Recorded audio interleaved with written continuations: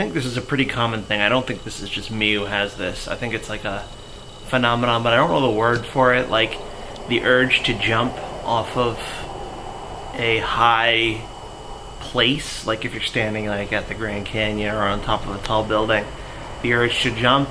And it's not like an urge to end your own life. It's not like you want to jump because you don't want to. It's just an urge to. For me, it's like the majority of my being is totally against the notion that I would jump off the high place. But there's still a small but strong urge which is pushing me, and it's like jump, jump, jump. And I don't know why it does that, but I don't think that's just a me thing. I think that's an everyone thing. If it is just a me thing and everyone thinks I'm crazy for saying that, then rest assured I'm not gonna jump off of a thing. But it also manifests for me in like a bunch of other contexts, like the urge to just suddenly scream. Over on Lewis and Lewis were talking earlier this week about their sort of habit of preservation of things, even when it doesn't really make sense, like keeping stuff, not destroying completed Lego models or half-completed Lego models, keeping old phones. I have that exact same general baseline habit of like being a pack rat, not throwing things away, trying to preserve the status quo. But that's actually precisely why I choose so often to throw things away, to delete files off my computer. There's something enormously therapeutic. There's like a big emotional benefit I get from letting that tiny little part of me that would usually be outvoted, just giving it free rein to destroy. Like my mouse would be hovering over a file and I'd never click delete, but just actually going through it, just fucking doing it, just fucking deleting that file. I get something out of that for some reason.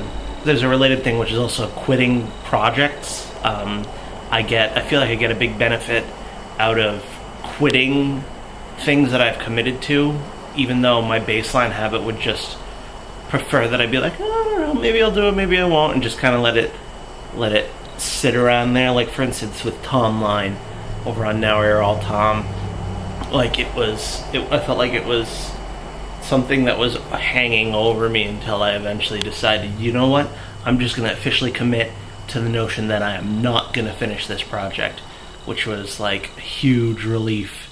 On the one hand, you have the thing that you get out of doing the project, like the satisfaction or the money or whatever else it is. And then on the other hand, you get the emotional high that would come from quitting it.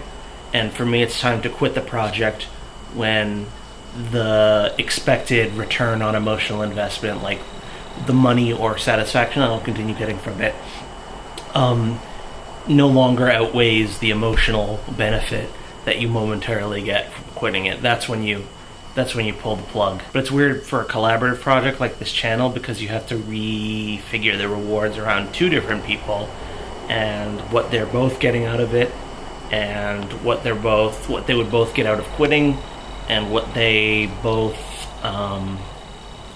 get out of one another's experience of the project. Like even if I felt like I wanted to quit Octavius Pepper Official based on the system I just outlined, there would still be the factor of, that Peter, you probably wouldn't be happy about that. I don't think you'd be happy about that. I think you'd probably be annoyed if I just said, nope, we're not doing it anymore, because you started a project and you kind of gave me the impression that you wanted to keep it going for at least a little while.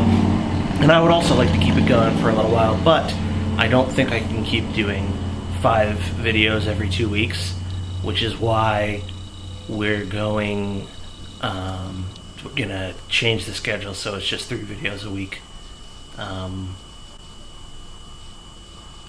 Yep. That's why. Well, that's why for me.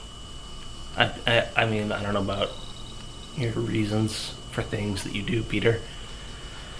Who does?